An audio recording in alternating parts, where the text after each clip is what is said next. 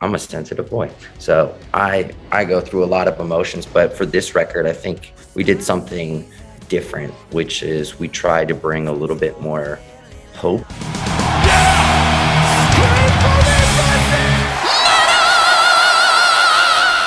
Hey everyone, welcome to the channel. My name is Belgian Jasper. If this is your first time in the channel, hit subscribe right now.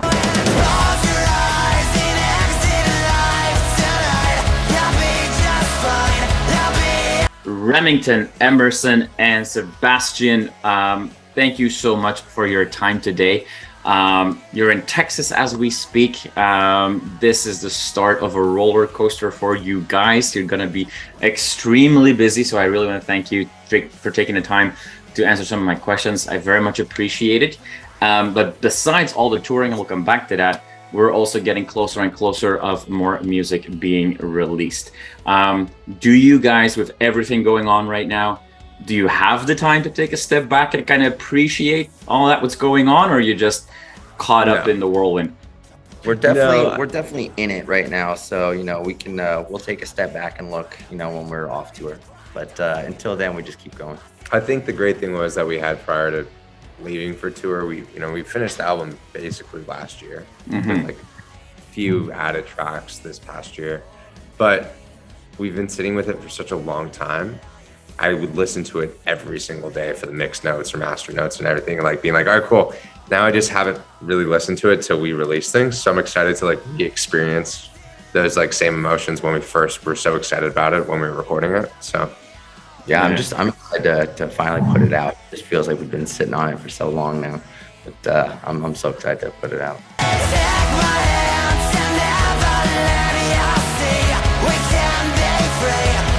You guys, for the last little while, have always been here growing, but then all of a sudden there's that Juno nomination for breakthrough artist, where it's like, fuck, these guys were already here. Did you guys experience it the same way? Is that just kind of a testament of a hardworking band? Yeah, I think most bands, that the bands at least we looked up to back in the day, it was like, you would just tour. And I think there is a little bit of a disconnect for a while with bands doing it. And the way we always wanted to do it was just get out there and tour. And we got better at our crafts. We became really close to all our fans. We built this family, built this, something that kind of no one in the industry can take away from us, because the relationship with us and our fans and how great that environment is that we've created is something unique, and only a few bands really have that. And so I think because we were touring around America and Canada for basically 5 years straight, and from a car to a van to a Sprinter to a RV to a bus. So we've done the evolution. There wasn't this like sudden spike. And, we've learned a lot definitely along the way, but now it's, the pandemic stopped everything, but now it's like we're full steam ahead, but we kind of had a moment to regroup and understand what we want to do even for the next 5 years, and everyone can see what's on course for us now, but there's definitely a lot of things we want to change about our career. So.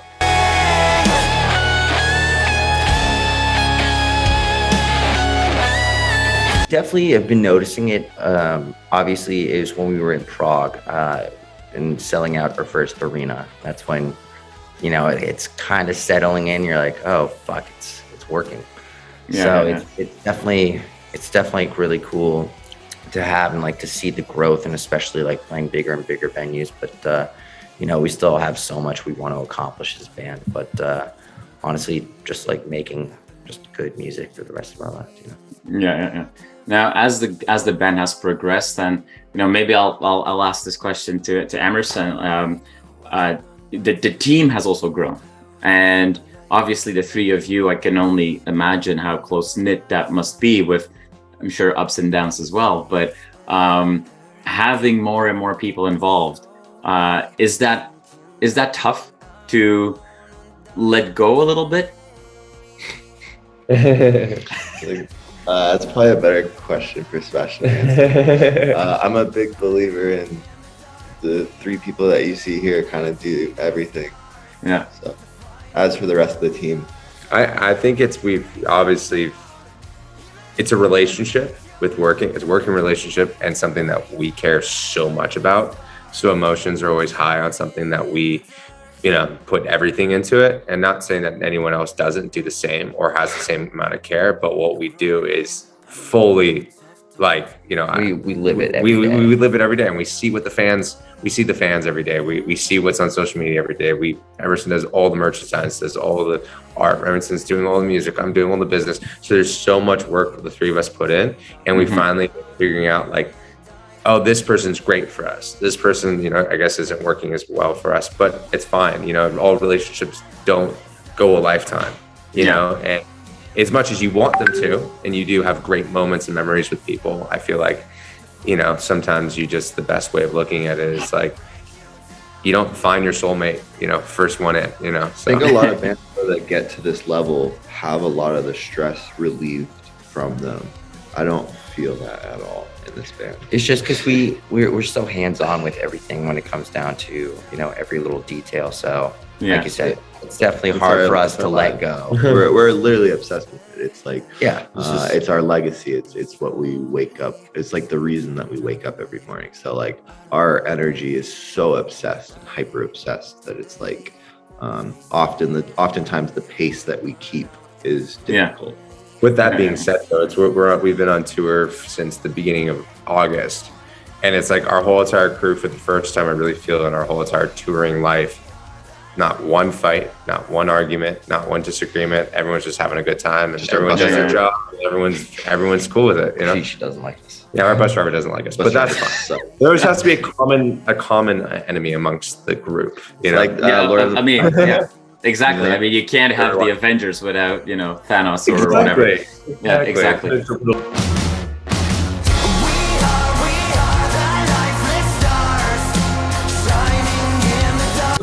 Just the pace that we work at is, it's easy to get worn out. So we take every precaution we can to keep the train going.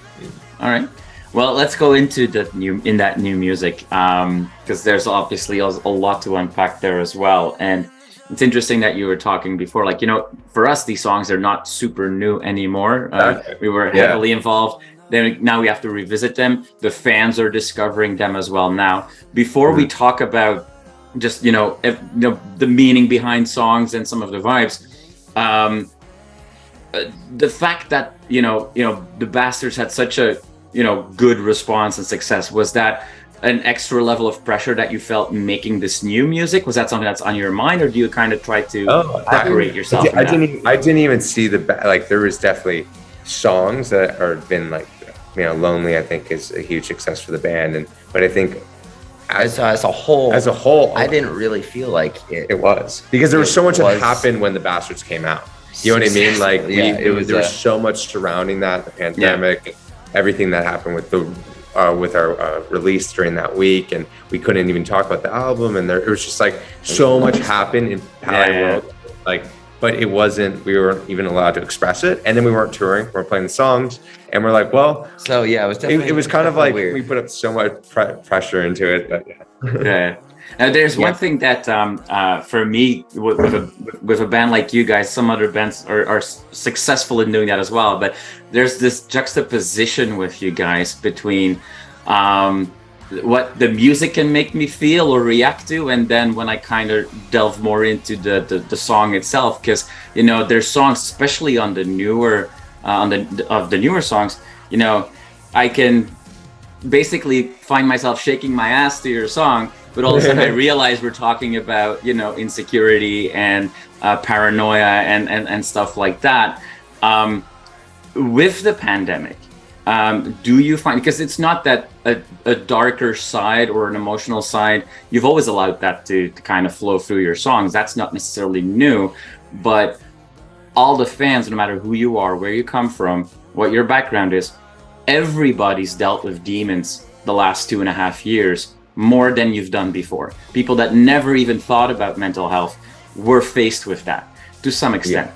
Yeah. Do you find that, a lot of people are saying I love the new songs, but do you also see that fans are relating in a different way with your songs, where before they were maybe more focused on just, having a good time to the music, but now it's wow, this is actually speaking to me in a different level? I think we really kind of touched on that, with Lonely on the last record. I think that was the first time you know, we've got such a crazy feedback about, you know, everyone relating to that song. And I didn't realize how important that song is to our fan base. And it was kind of like after that moment, you know, we kind of made a conscious decision to kind of, you know, just put out exactly what, you know, we're feeling. I'm a sensitive boy. So I go through a lot of emotions, but for this record, I think we did something different, which is we tried to bring a little bit more hope and a little bit more positivity to shine a light on that, because I know everyone's kind of gone through like this this dark period for the past 2 years, and we just kind of wanted to let people know it's like, you know, there's still some positivity in like in our music. And so that's a big choice that we all had, and you know, we all talked about putting out this record. You know, Fever Dream is going to be definitely one of our more hopeful records.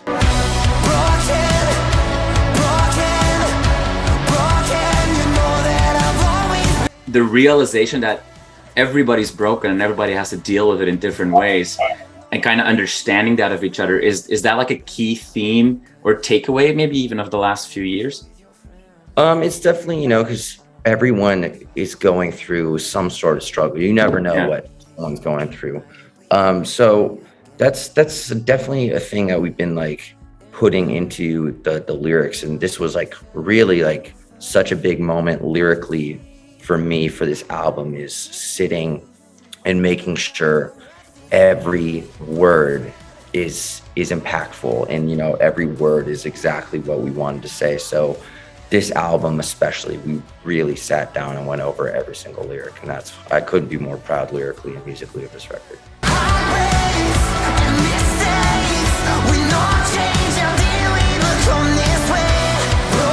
You play such a varied style of rock music that you fit a lot of bills, and you've done that in the past. You've toured with very different bands. You know, I mean, the artwork behind me gives it away slightly, but usually the bands that I, you know, interview tend to be on, you know, the more extreme side of metal and what have you. There's plenty of bands that I've interviewed that could totally do a package with you guys, but then there's also bands that are much more mainstream or not even rock at all that you would fit in well. So you must also see very different audiences that you play with. Do you guys get, you know, different reactions from different crowds, or at the end of the day, does Palaye Royale kind of always bring people together? I think what's Remington's such a great frontman, and the band on stage, we've just learned to be so cohesive. I think it doesn't matter where you throw us in. There's obviously things we do enjoy more, right? You know, and sometimes a lot of the crowds we play to don't really make sense, but I could see some sort of sense in it, and we go and do it, and it's a lot of work. But we get to like song 3 or song 4, and you got the guy that's sitting there like this, finally being like, okay, cool. And then by the end of it, they're like, all right, good show. You know, and those shows are fun, but we've done majority of the beginning 50% of our career was opening for bands we shouldn't have been on tour with. I think though that what formed us like the first 3-4 years of our touring career, we were like one of 4 for like death metal hardcore bands. And it honestly like formed us and made us who we are. And like, I'm super grateful that we did go through that, because we learned so much about our stage energy and showmanship, and just the way when you're thrown to the wolves, you know what I mean? Yeah. How to deal with it. So like, I am grateful for and it made us better musicians. Being around metal musicians, they're probably the most savant musicians I've ever watched, especially the drummers. And I found an appreciation for just a good heavy riff. Like one of our favorite heavy bands is Cane Hill, and we were on the same stage as them, and it was such incredibly opposite vibes. And we would be after them or before them sometimes. You know, but I think as a listener, people enjoy music, and when you see that the artist is portraying a certain sense of themselves on that stage within their music and their lyrics, and it's pure, then it's beauty.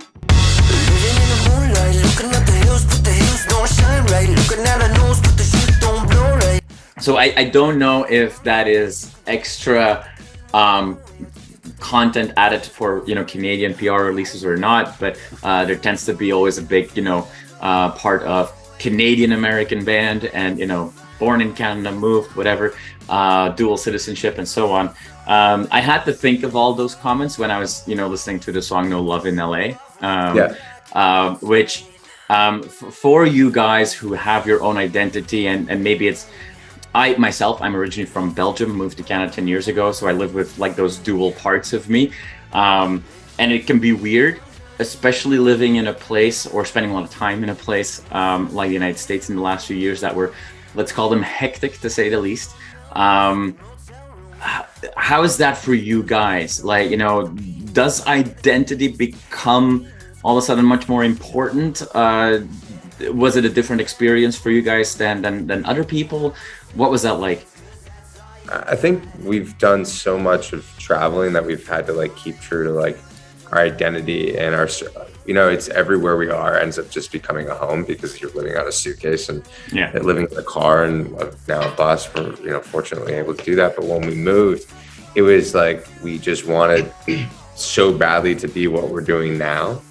And luckily we're doing what we're doing now and we enjoy it, but we go back home. And it was during the pandemic was the first time I think I ever even like had a decent group of friends because like we were home for a second. Right.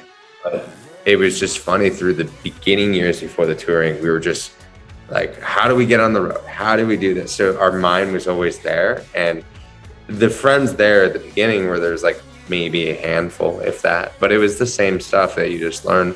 But I think growing up there in our adult, like late teens, early adult years was good for us because it's the most superficial place you can ever be. But there's some beauty in it as well. You definitely, you learn a lot about the business in a lot of shitty ways.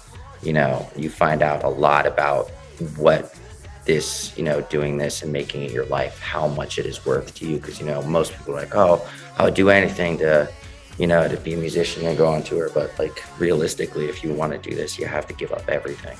And, that's what we've done. And, you find out how far you're willing to go to see your dream, There is no such thing as love in LA. Plastic people don't got nothing. Guys, I know that you've got a lot of work to do and you've got, this amazing tour, North America, then you're going to the UK, more music coming out. Besides all of that, playing, is there anything else that everybody watching this video, all the fans, should know about? Emerson, take it away. We have I've been working on a graphic novel that is accompanying the release of Fever Dream. It'll probably come out like a month after the album so people can digest the lyrics and get their own stories in their head. A graphic novel's coming out with that, and then there's a bunch of more things that I can't really say right now, but it's gonna be fun. But yeah, this era is gonna be definitely everything that we've ever dreamt in our entire existence comes to fruition. And I think to anyone watching this, any idea or thought or artistic expression that you have in your head, you have the ability of this human experiment of consciousness to express that and to manifest anything that you wish to see in this life into this life. Just believe in yourself, you believe in you. Awesome. Well, there we go. Guys, I want to thank you so much for taking some time to answer my questions. I hope you have a wonderful rest of the week, and then we can't wait to see you guys here in Toronto and all over the world for everybody watching. Thank you so much. I really appreciate it. Hey, thanks so much for taking the time. We appreciate it. No such thing as love in LA. I said there's no such thing as love in LA. You are awesome for watching this video. Click right here to see more content like it and subscribe to the channel.